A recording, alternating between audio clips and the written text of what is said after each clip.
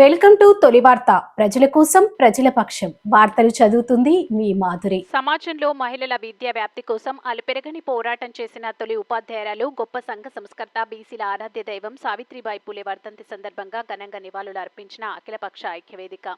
ఈ రోజు అఖిలపక్ష ఐక్యవేదిక అధ్యక్షుడు సతీష్ యాదవ్ నివాసం దగ్గర సభ్యులందరూ సమావేశమై సావిత్రిబాయి పూలే పట్టం పెట్టి దండం వేసి పూలతో ఘనంగా నివాళులు అర్పించిన అఖిలపక్ష ఐక్యవేదిక సభ్యులు.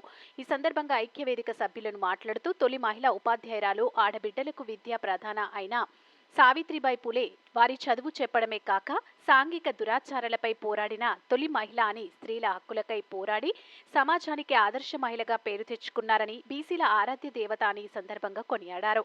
ఈ కార్యక్రమంలో ఐక్యవేదిక అధ్యక్షులు, మాజీ కౌన్సిలర్ సతీష్ యాదవ్, కాంగ్రెస్ నాయకులు వెంకటేశ్వర్లు, టీడీపీ రాష్ట్ర నాయకులు కొత్తగొల్ల శంకర్, బీసీ నాయకులు గౌనికాడి యాదయ్య, బొడ్డుపల్లి సతీష్, బీజేపీ నేత రాజనగరం రవి, పుట్టపాక బాలు, శివకుమార్, కృష్ణయ్య, నాగరాజు, రామస్వామి, శ్రీను తదితరులు పాల్గొన్నారు. మీ తొలి వార్త న్యూస్ ని సబ్స్క్రైబ్ చేసి, లైక్ చేసి, షేర్ చేయండి.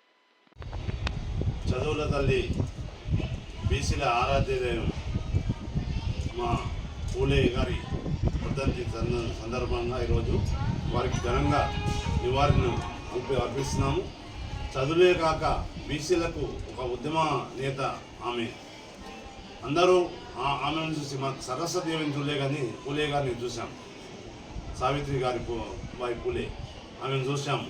కనుక అందరూ ఒక ఆమె చరిత్ర తెలుసుకొని విద్యార్థులు కానీ వివిధ వారి వాళ్ళ చరిత్ర ద్వారా, ఉద్యమం ద్వారా అందరూ నేర్చుకొని వారి అడుగుల జాడల్లో ముందుకు పోవాలని కోరుకుంటున్నాము. అఖిలపక్ష ఐక్యవేదిక ఇలాంటి కార్యక్రమాలు ఎప్పుడు చేస్తూ ప్రజలకు కల్పిస్తామని చెప్తున్నాము. ధన్యవాదాలు.